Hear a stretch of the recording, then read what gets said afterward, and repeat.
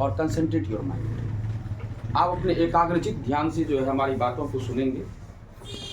है ये जटिल कॉम्प्लेक्स है, लेकिन आपको इस तरह से हम समझाने का कोशिश करेंगे, प्रयत्न करेंगे ताकि आप आराम से समझिएगा।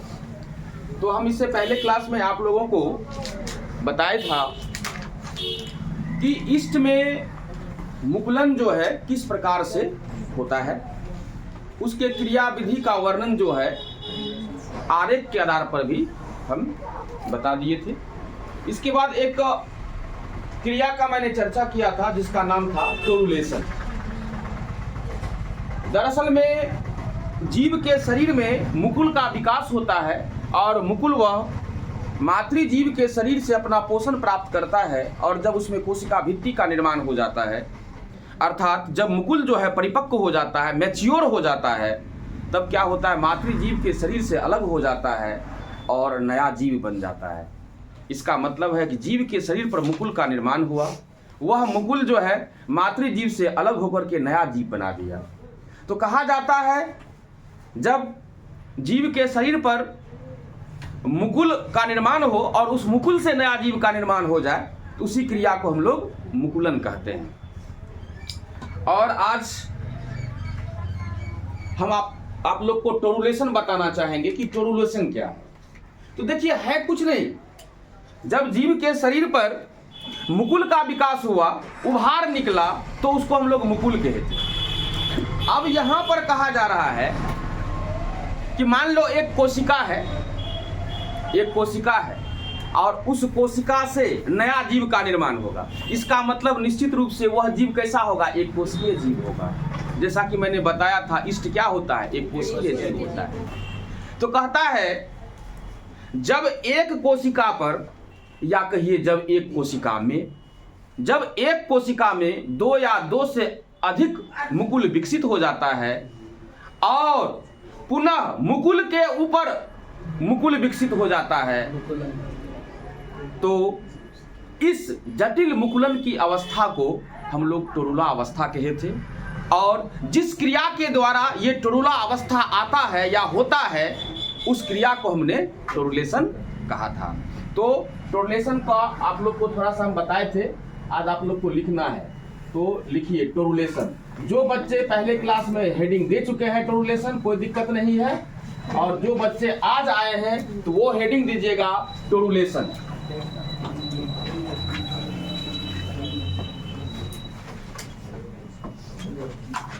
टोरुलेशन लिखेंगे जब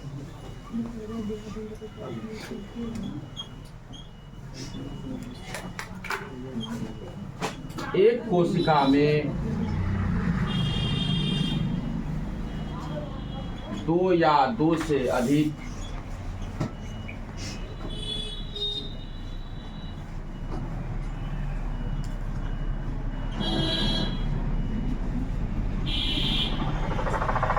मुकुल, मतलब बड, विकसित होता है,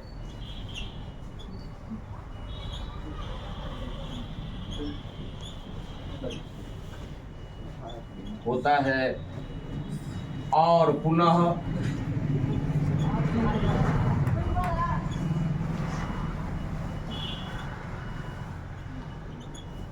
मुकुल के ऊपर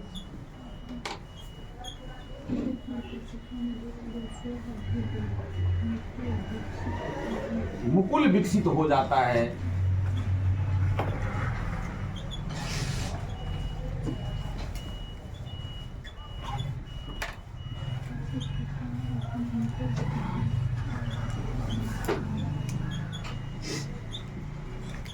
विकसित हो जाता है, तो इस जटिल मुकुलन की स्थिति को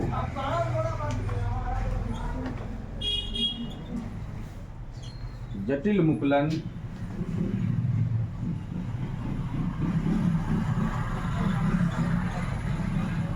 की स्थिति को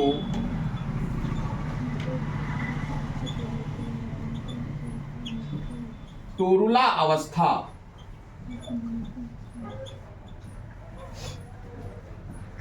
मतलब टोरुला स्टेज।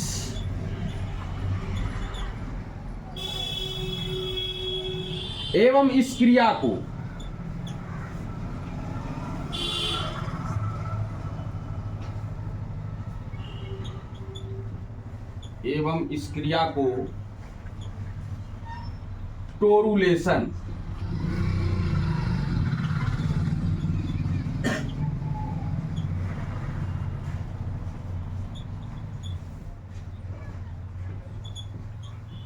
टोरुलेशन कहते हैं।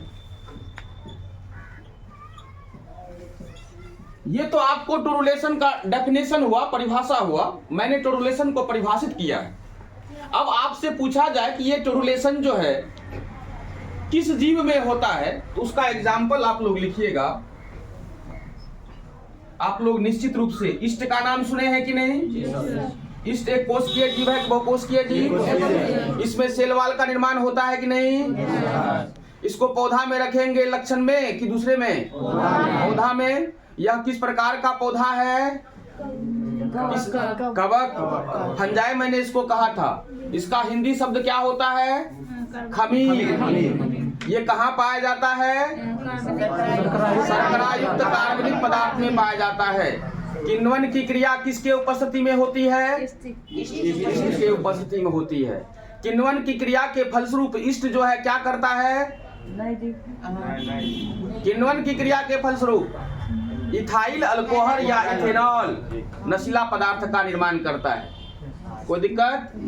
ये सब चीज जानकारी होता क्या है, हर जगह बच्चा पूरा सिलेबस पढ़ लेता है, रटनम विद्या में रट लो, बिना रटे नहीं होगा। लेकिन नहीं, आप अपने दिमाग से समझिए, तभी जो है परफेक्ट नॉलेज गेन कर पाइएगा। ये सब जो है साधारण सी बात है। आप कॉलेजिएट स्टूडेंट हो, 10+2 के स्टूडेंट हो, और आप ये नहीं जानोगे कि इष्ट क्या होता है। आप जानते हैं इष्ट में मुकुलन होता है, मुकुलन के द्वारा जो है प्रजनन क्रिया होती है, लेकिन इष्ट क्या है वही नहीं जान रहे हैं, तो दिक्कत है ना? कोई दिक्कत नहीं है ना? तो थोड़ा सा हम बता दिए, फिर रिमाइंड कर दिए आप लोग को। इष्ट और एक जीव है, वह भी आपको कवक के श्रेणी में ही आता है। उसका नाम है राइजोपस। क्या नाम है? राइजोपस में एक स्ट्रक्चर होता है, संरचना होता है, जिसका नाम है ओइडिया। क्या होता है? ओइडिया। तो राइजोपस का जो ओइडिया होता है, उसमें भी जो होता है टोरुलेशन अवस्था आता है। कोई दिक्कत? तो इसमें दूसरा एग्जांपल हम लोग लिखेंगे, राइजोपस का ओइडिया। राइजोपस का ओइडिया, मतलब ओइडिया ऑफ राइजोपस।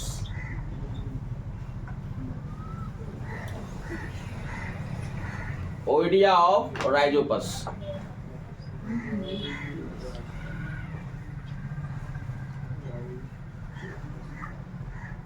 थोड़ा हाथ चला के लिखिए, एकदम 2 लाइन है। लिखिए सर।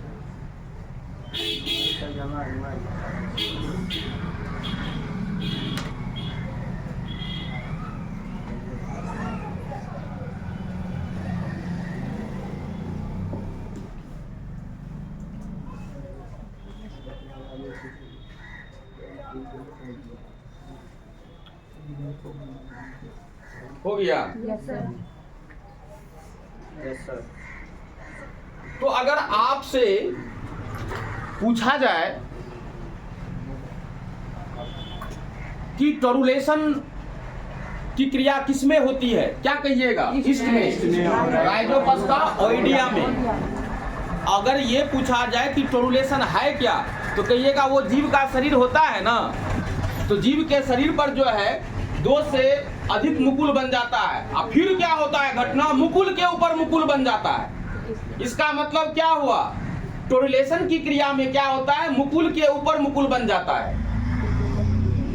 तो जटिल मुकुलन की इस अवस्था को क्या कहते हैं हम लोग? टोरुला अवस्था। और जिस क्रिया के द्वारा ये टोरुला अवस्था का निर्माण होता है, मतलब जीव है, जीव के हमने बताया था आप लोग को, इस तरह से मान लो ये जीव है, मान लो इष्ट का जीव है ये, इस पर जो है क्या हुआ? मुकुल बन गया। मुकुल मतलब क्या? एक प्रकार का उभार, उपम, अपेंडेज, प्रोजेक्शन, क्या कहेंगे इसको? उभार। और इसी उभार को क्या कहते हैं? कलिका या मुकुल। अब ये देखिए, ये इष्ट जीव था, ये देख लीजिए, इष्ट है, ये एक कोशिकीय जीव होता है, ये इष्ट है। इष्ट में क्या हुआ? उभार निकला, इसी को हम लोग क्या कहे?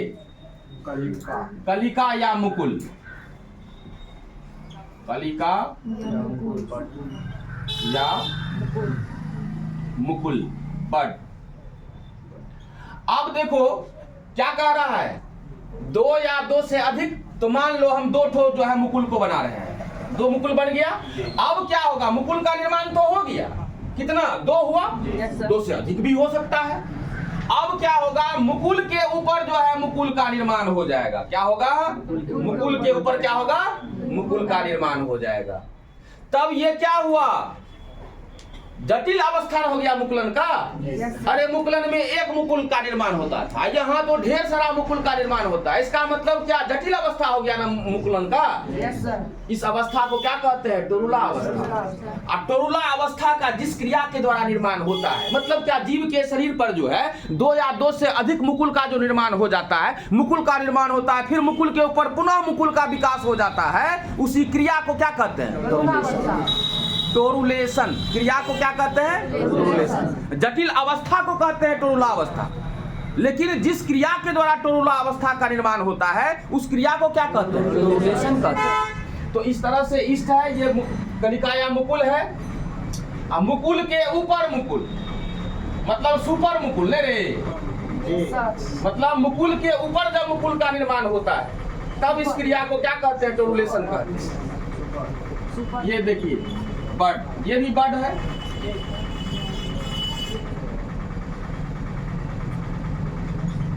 ये भी आपको क्या है? मुकुल है, क्योंकि जनक कोशिका तो ये है। जनक कोशिका कहिए या मातृ कोशिका कहिए, जनक या मातृ कोशिका, जनक या मातृ कोशिका। इसको अंग्रेजी में क्या कहते हैं? Parental cell. तो यहाँ तो मात्र एक पेरेंटल सेल है।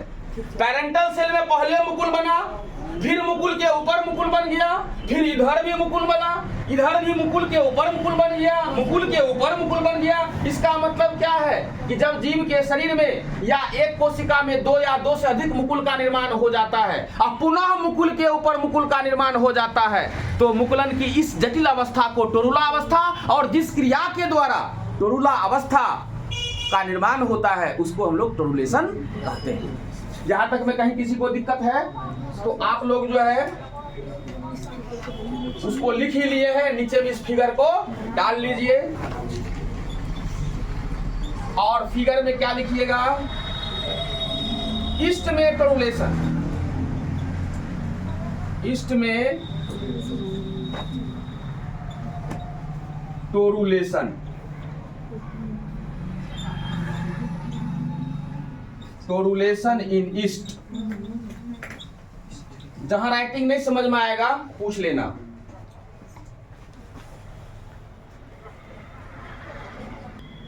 तो चलिए हम लोग कम टू द पॉइंट बात करेंगे। हमने बताया था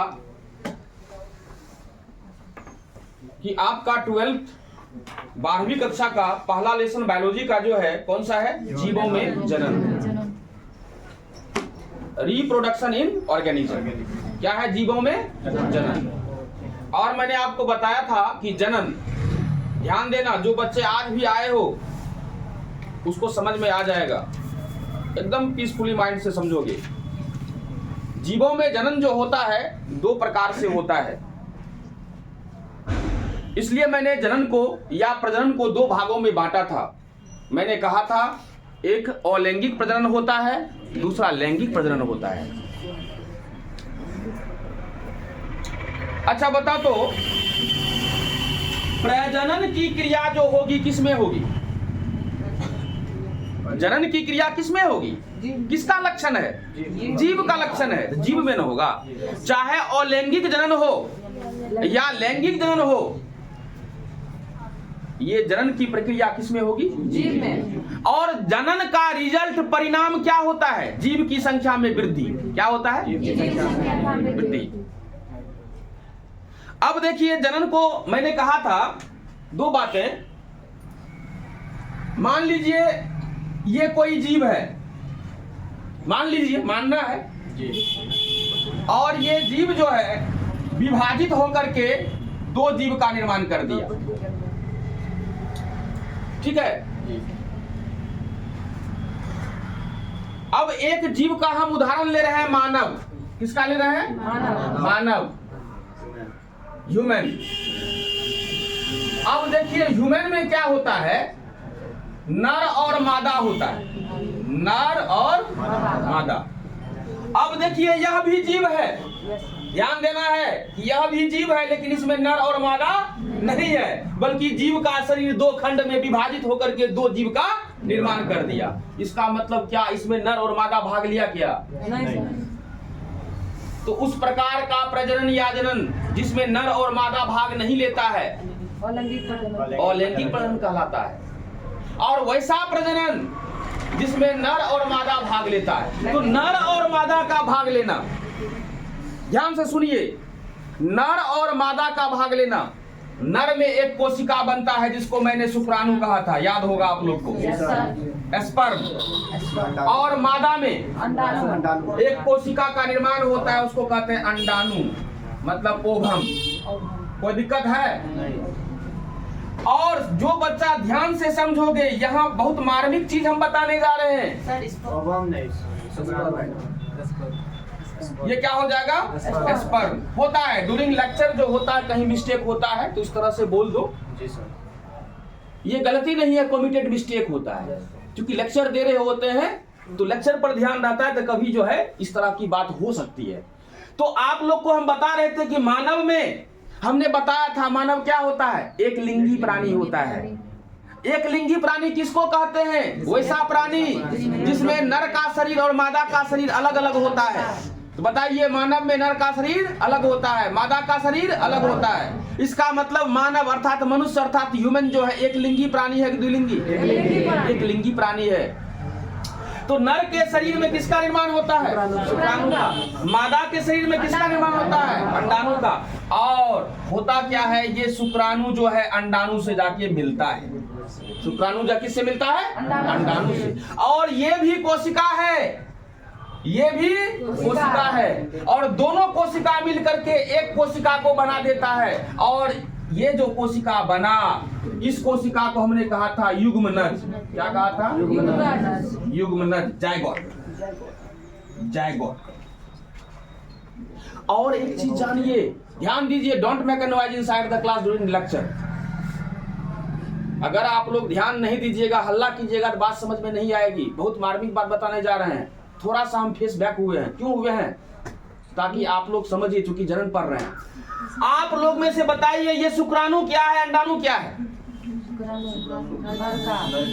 शुक्राणु क्या है?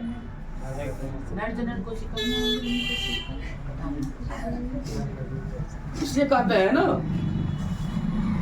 कहता है नर का। अरे नर का कोशिका है ना। अभी जो हम बना रहे थे, बोले ना ये शुक्राणु भी कोशिका है। फिगर भी ड्रॉ किए कोशिका का। कोशिका में दो भाग होता है ना, बीच में केंद्रक होता है, इसको क्या कहते हैं? साइटोसोम। क्या कोई दिक्कत? कोशिका में दो ही भाग होता है, केंद्रक होता है और साइटोसोम होता है। कोशिका में देखो तो केंद्रक है, साइटोसोम है ना। तो ये भी अंडाणु क्या है? कोशिका है। ये शुक्राणु क्या है? कोशिका। शुक्राणु जो कोशिका है, यह किसका कोशिका है? नर का कि मादा का? नर का। अंडाणु जो कोशिका है, ये किसका कोशिका है? मादा का। और बताइए, ये शुक्राणु और अंडाणु कोशिका तो है, लेकिन ये प्रजनन में भाग लेता है। प्रजनन का अर्थ होता है नया जीव के निर्माण में भाग लेता है। ये दोनों जब तक नहीं मिलेगा, युग्मनज नहीं बनेगा। युग्मनज नहीं बनेगा तो बच्चे का जन्म नहीं होगा। इसका मतलब नया बच्चा का, न्यू बॉर्न बेबी, नया बच्चा का जो जन्म होता है, यही युग्मनज जो है क्या होता है? विकसित होता है। वो भ्रूण में बदल जाता है। और भ्रूण जो है वही जो है नया शिशु का पूर्ण शरीर, शिशु के पूर्ण शरीर का निर्माण कर देता है। इसका मतलब है कि जब तक शुक्राणु और अंडाणु जो है संयुग्मित नहीं होगा, अर्थात शुक्राणु अंडाणु आपस में मिलेगा नहीं, तब तक युग्मनज का निर्माण नहीं होगा। और जब तक युग्मनज का निर्माण नहीं होगा तो नए शिशु का भी निर्माण नहीं होगा। इसका मतलब है ये शुक्राणु और अंडाणु जो है मिल करके क्या बनाता है? युग्मनज। और जिस क्रिया के द्वारा युग्मनज का निर्माण होता है उस क्रिया को कहते हैं निषेचन। क्या कहते हैं? निषेचन। इसको कहते हैं फर्टिलाइजेशन। फर्टिलाइजेशन। कोई पूछ देगा निषेचन किसको कहते हैं, तो कहेंगे नर युग्मक। और एक चीज जानना, ये शुक्राणु तो कोशिका है, अब प्रजनन में जो भाग लेता है इसी को कहते हैं नर युग्मक। मतलब शुक्राणु क्या है? नर युग्मक। अंडाणु क्या है? मादा युग्मक। तो आपसे जैसे ही पूछे कि शुक्राणु क्या है तो कहिएगा एक कोशिका है। किसमें बनता है? कहेंगे नर में बनता है। और इसको कुछ कहते हैं क्या? कहेंगे नर युग्मक कहते हैं। उसी तरह से अंडाणु क्या है? एक कोशिका है। किसमें बनता है? मादा में बनता है। और भी इसको कुछ कहते हैं क्या? कहेंगे मादा युग्मक। पूछेगा तब जायगोट कैसे बनता है, तो कहेगा कि जब निषेचन की क्रिया होती है अर्थात नर युग्मक और मादा युग्मक आपस में मिल जाता है तब युग्मनज का निर्माण होता है। और युग्मनज के निर्माण की क्रिया को ही क्या कहते हैं? निषेचन कहते हैं। तो आप लोग को जो ये बताए हम अभी तक के क्लास में, अभी मेरा मेन मोट्टो और फोकस कहाँ था जान रहे हो? कि शुक्राणु और अंडाणु को युग्मक कहा जाता है। क्या कहा जाता है? युग्मक कहा जाता है। उसमें भी अलग करो तो शुक्राणु को कौन सा युग्मक? अंडाणु को कौन सा युग्मक? और शुक्राणु अंडाणु दोनों युग्मक मिल जाता है तो क्या बनाता है? युग्मनज। युग्मनज क्या है? युग्मनज क्या है? की जगह एक कोशिका। तो युग्मनज एक कोशिका, ऐसा नहीं कहना कि दो कोशिका मिलके ये बना है तो ये दो कोशिका है, नहीं। दोनों कोशिका मिल करके एक कोशिका का निर्माण करता है। दोनों कोशिका मिल करके एक कोशिका का निर्माण करता है। मतलब क्या? माता का भी गुणसूत्र इस कोशिका में जाता है और पिता का भी गुणसूत्र इस कोशिका में जाता है। मतलब माता पिता दोनों का गुणसूत्र जो है इस कोशिका में जाता है। तब न सुना होगा कि इसका जो है नाक जो है माइक जैसा मिलता है, इसका दांत जो है बाप के जैसा मिलता है। सुनता है कि नहीं?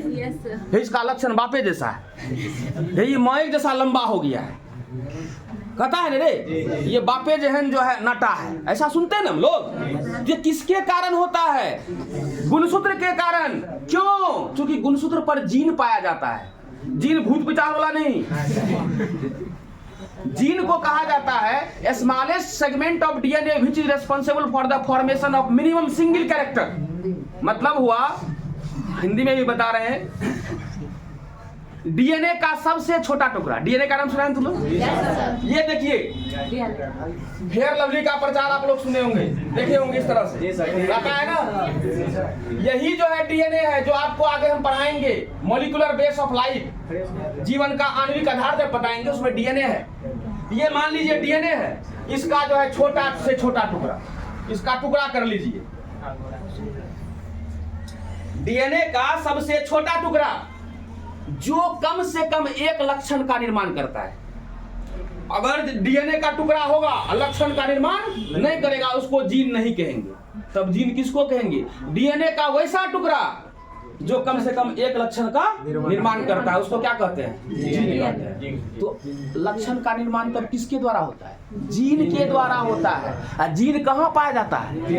अरे यही जो है कोशिका का केंद्र के इसमें गुणसूत्र है ना, गुणसूत्र के ऊपर जीन होता है। तो इसमें तो जो है पिता का भी गुणसूत्र आया है और माता का भी गुणसूत्र आया है। इसका मतलब क्या? पिता का भी जीन आया है, माता का भी जीन आया है, तब न जो है उत्पन्न होता है शिशु। तो कहता है नाक इसका जो है बाप जैसा, आंख माई के जैसा है, क्योंकि दोनों का जीन जा रहा है।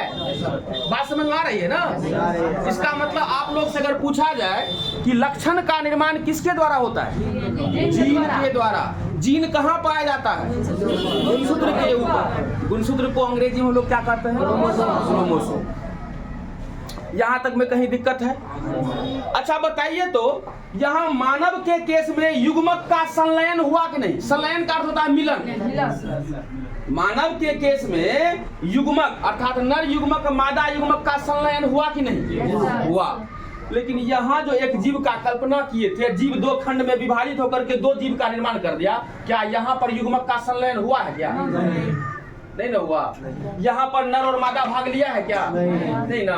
तो क्या कहिएगा? अलैंगिक प्रजनन को कहिएगा। अगर कोई पूछ दे, चूंकि ये पहला चैप्टर है इसलिए थोड़ा सा हम फेस बैक दे रहे हैं, आपसे अगर पूछा जाए अलैंगिक प्रजनन किसको कहते हैं, तो कहिएगा उस प्रकार का प्रजनन जिसमें नर और मादा भाग नहीं लेता है और ना ही युग्मक का संलयन होता है और ना ही युग्मनज का निर्माण होता है, उसी प्रजनन को क्या कहते हैं? अलैंगिक प्रजनन। इसके विपरीत जाइएगा, उस प्रकार का प्रजनन जिसमें नर और मादा भाग लेता है, जिसमें नर युग्मक और मादा युग्मक का संयुग्मन होता है, संलयन होता है, मिलन होता है और साथ ही साथ युग्मनज का निर्माण होता है, इस प्रकार के प्रजनन को क्या कहते हैं? लैंगिक प्रजनन। कोई दिक्कत है? अब यहाँ देखिए, मैं निचोड़ बात समझे आप कि अलैंगिक प्रजनन में नर मादा भाग नहीं लेता है, युग्मक का संलयन नहीं होता है, युग्मनज का निर्माण नहीं होता है। ये किस प्रजनन का बात हुआ?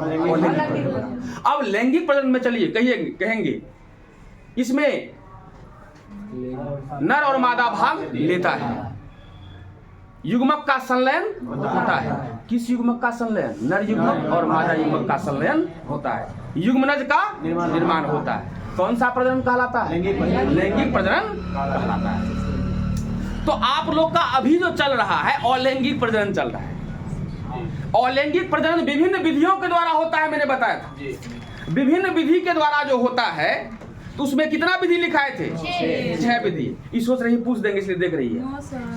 कितना विधि के द्वारा होता है? 6 विधि के द्वारा। तो सबसे पहला विधि किस प्रजनन का बता रहे हैं? अलैंगिक प्रजनन। अलैंगिक प्रजनन जो है कुल 6 विधियों के द्वारा होता है, जिसमें पहला विधि आपको हम बताए थे विखंडन। विखंडन भी 2 प्रकार का था, द्विविखंडन, बहुविखंडन। द्विविखंडन किसमें हुआ था? अमीबा में। बहुविखंडन किसमें हुआ था? प्लाज्मोडियम में। क्या बताए थे? दूसरा प्रकार का अलैंगिक प्रजनन का नाम था मुकुलन। मुकुलन में आपको बताया मैंने इष्ट में मुकुलन किस प्रकार से होता है, उसकी पूरी कहानी को मैंने लिखाया भी और आरेख के द्वारा समझाया भी। इसके बाद इष्ट में मुकुलन के दौरान ही आपको एक क्रिया का नाम हम आपको समझाया, उसको कहते हैं टोरुलेशन। मुकुलन में ही मैंने क्या पढ़ाया? टोरुलेशन। अब जो है तीसरा प्रकार चलेगा अलैंगिक प्रजनन का। तीसरा प्रकार में क्या है? बीजाणु निर्माण। तो हेडिंग दीजिए 3 नंबर देकर के, बीजाणु निर्माण। इसको मिटाओ, 1 मिनट रुकिए। 3 नंबर में आप लोग लिखेंगे बीजाणु निर्माण। बीजाणु निर्माण, इसको हम लोग कहते हैं एस्पोरुलेशन। एस्पोरुलेशन, या इसको दूसरे शब्दों में हम कह सकते हैं एस्पोर फॉर्मेशन।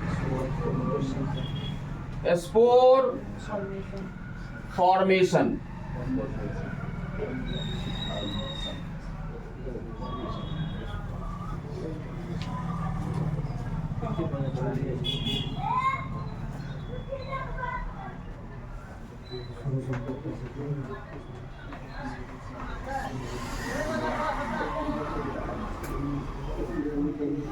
क्या है? बीजाणु निर्माण। लिख लिया आप लोग? एस्पोर फॉर्मेशन, बीजाणु निर्माण। तो अगर आपसे पूछा जाए कि बीजाणु निर्माण क्या है, तो कहेंगे बीजाणु के निर्माण की क्रिया को क्या कहते हैं? बीजाणु जनन कहते हैं, अर्थात बीजाणु का निर्माण कहते हैं। लेकिन भाई सबसे पहले तो ये समझना है कि ये बीजाणु है क्या।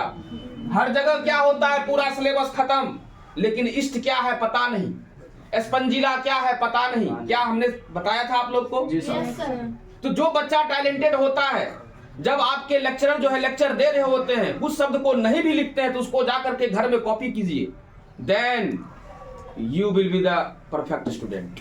तब आप परफेक्ट स्टूडेंट होते हैं। मैंने ईस्ट के बारे में बताया था, स्पंजिला के बारे में बताया था। कोई ऐसा छात्र है जो स्पंजिला पर लेक्चर दे सकता है, कुछ बोल सकता है? स्पंजिला कहाँ पाया जाता है? चलिए उतनी बात हम नहीं करेंगे, आप लोग जो है सोच के आइएगा, फिर दूसरे बात का अभी समय नहीं है। देखिए बीजाणु क्या है, सबसे पहले ये बोलिए कि आप पढ़ने क्या आए हैं? जीव विज्ञान। क्या जीव विज्ञान में किसका अध्ययन होता है? जीव का।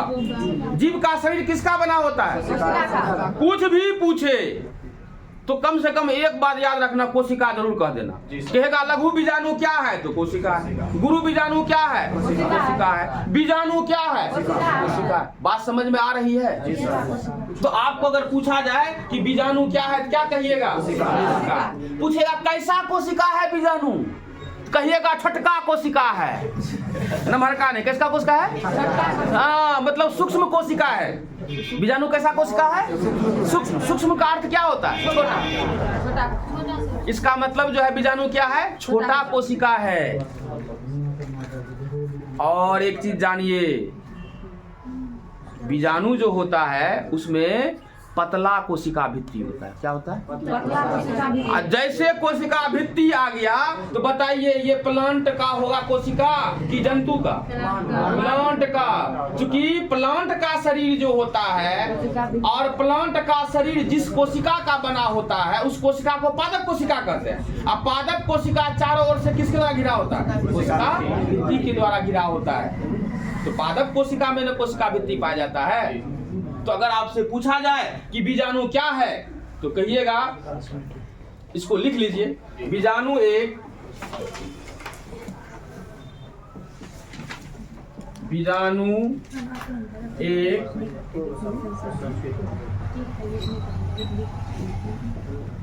सूक्ष्म कोशिकीय एवं पतली भित्ति वाला होता है। पतली भित्ति मतलब thin walled, PHIN thin walled, WALLED, thin walled, पतली भित्ति वाला होता है।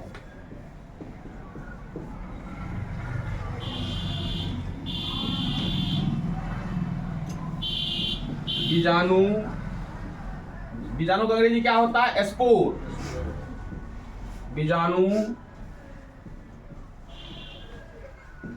जीव के नए सदस्यों एवं उसके प्रकीर्णन का अर्थ क्या होता है? Dispersal, DISPERSAL। बीजाणु जीव के नए सदस्यों एवं उसके नए सदस्यों के निर्माण, लिख लीजिएगा, नए सदस्यों के निर्माण एवं उसके प्रकीर्णन में भी मदद करता है।